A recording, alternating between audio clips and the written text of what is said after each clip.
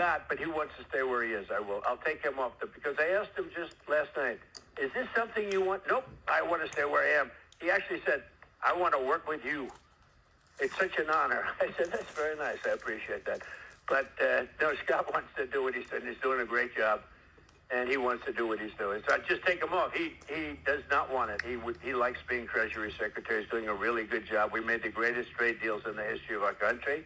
We had to because we were being ripped off by the world. It's not like we had a choice. If we would have gotten these trade deals, if you would have had a normal president that would have just continued to allow every country in the world to rip you off, we would not have a country anymore. Your show would be off the air. There'd be nothing to look at. It would be a disaster. We were in such bad shape when I took over. Eggs had tripled in price. More than that. Everything was up and prices are down, and it bugged me. I looked at CNN the other night, which is a failing deal. It's got no ratings, and I'm probably the only guy watching. And I watched these guys talking about, well, with Trump, prices are up. No, prices are down since I came in. Down. All prices just about, except for the price of stock.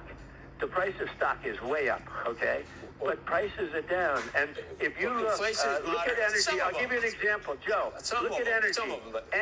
Energy is way down. Energy is down to $2.20 a barrel, a gallon now for a car.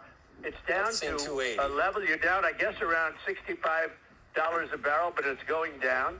There's tremendous energy. And if you notice, OPEC and OPEC Plus, they're drilling more. They want to drill more because I think they want me happy. Because if energy goes down low enough, Putin's going to stop killing people. That'll be nice, even though they're his own people that are dying, him and Ukraine. But Putin will stop killing people if you get energy down another $10 a barrel. He's going to have no choice because his economy stinks. Mr. President, it's Andrew here. It's great to speak with you. I just wanted to ask you about, you mentioned tariffs, and on Sunday you talked again about this idea of dividends for middle and lower income folks that might come off of the tariffs, meaning the revenue that's coming in from the tariffs. And I wanted you to maybe explain how that might work in practice and how you're thinking about that and the trade-offs between paying down the debt, which I thought was something you had been talking a lot about, versus sending checks out, because obviously that creates its own debt for us. So we're taking in trillions of dollars, Andrew. If you look at Japan, we're taking in $550 billion. And that's like a signing bonus that a baseball player would get. He would get slightly less no matter how good he is, right? But they give a signing bonus of $1 million or $2 million or $20 million or whatever the hell they give today. It's so out of control. But a signing bonus. So I got a signing bonus from Japan of $550 billion. That's our money. It's our money to invest as we like. European Union, $650 billion.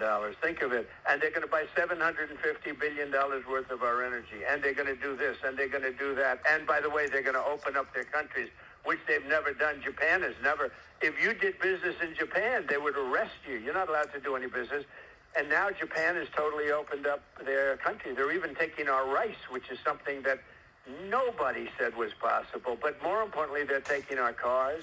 They're taking the very beautiful Ford 150, which does very well, and I'm sure will do very well there. And other things that do very well here will also do well there. You'd be surprised at some of the great things we make. But Japan has opened up. All of these. Indonesia's opened up their country. South Korea has opened up their country. But not only opened up, and that's going to be huge business. When you open up South Korea, it's a closed country. And now all of a sudden we're allowed to sell cars into South Korea and trucks and SUVs.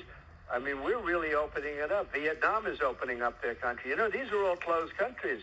But the EU was closed. They wouldn't take our agriculture. I said to, let me just say, a prime minister, a very nice prime minister, a couple of years ago, I said, how many cars are you taking a year? Let me guess, is it one or two? She said, no, we don't take any of your cars. I said, that's right. That's not nice. I said, that's not right. That's not a nice thing, Angela. But they took none of them, and now they take all our cars, all our trucks. Everything is open, 100%. In addition, the EU is going to pay us $650 billion. We're going to round it off, actually, because of certain things, to $600 billion.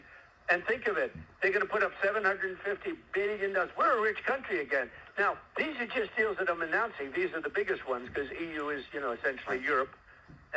We made great deals with all of the countries, and they're being fair about it. One other thing, for your listeners that perhaps are a little bit less wealthy than some of your listeners, I'm doing something that nobody's ever done before. As you know, for 30 years, Europe has had drug prices that are, in many cases, 1/10 the cost of drugs in here. Same manufacturing plants, same everything. 1/10. I've invoked favored nations. Now, there is no favored nations clause. I've just said there is, okay, because we're not going to pay 10 times more per pill than they pay in Europe. And that's going to have a tremendous impact on the price of medicine. Mr. President, what kind of teeth, though, are in those investments?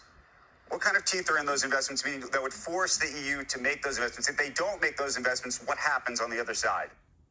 人類最弱兵器